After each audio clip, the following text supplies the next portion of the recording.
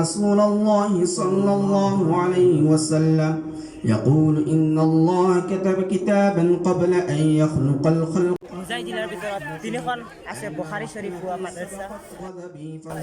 আসসালামু আলাইকুম গাইজ, আপোনালোকে চাই আছে অসমৰ ল'ৰা আবিদ নামৰ ইউটিউব চেনেলটো। আৰু অসমৰ ল'ৰা আবিদ আহি উপস্থিত হৈছে মুজাই জিলাৰ ভিতৰত তিনিখন আছে বুখাৰী শৰীফ হোৱা মাদ্ৰাছা। আৰু তিনিখনৰ ভিতৰত এখন হৈছে মুৰাজাৰৰ পীৰ বাজাৰৰ আল জামিয়া নগৰ আল জামিয়াতুল আৰবিয়া দাৰুল হাদিছ জামিয়া নগৰ পীৰ বাজাৰ মাদ্ৰাছা। আৰু সেই মাদ্ৰাছাৰ আজি বুখাৰী শৰীফৰ কিছুমান দৃশ্য আপোনালোকক দেখুৱাম।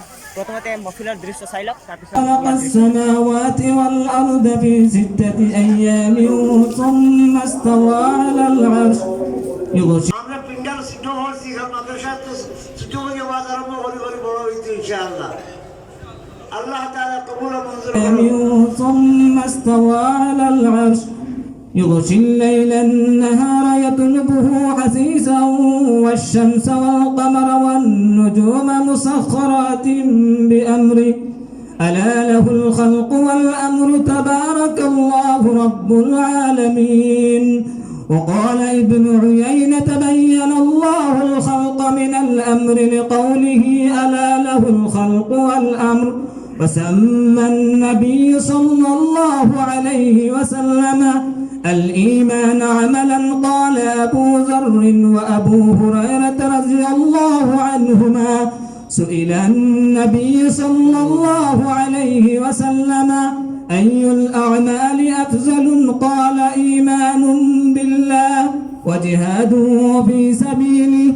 وقال جزاء بما كانوا يعملون.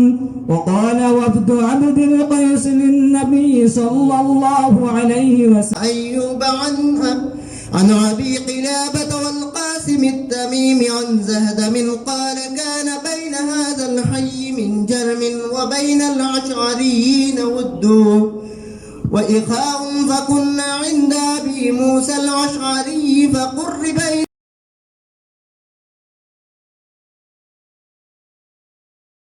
لا الله لا إله إلا الله لا إله إلا الله لا إله إلا الله لا إله إلا الله لا إله إلا الله محمد الله عليه وسلم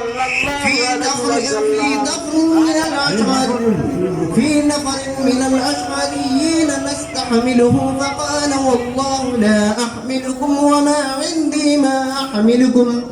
فأوتي النبي صلى الله عليه وسلم بنحب ابن فسأل عنا فقال أين النفر الأشعريون فأمر له ب5 زود غر الزراء ثم انطلقنا قلنا নিশ্চয় আপোনালোকে দেখি ভাল পাইছে।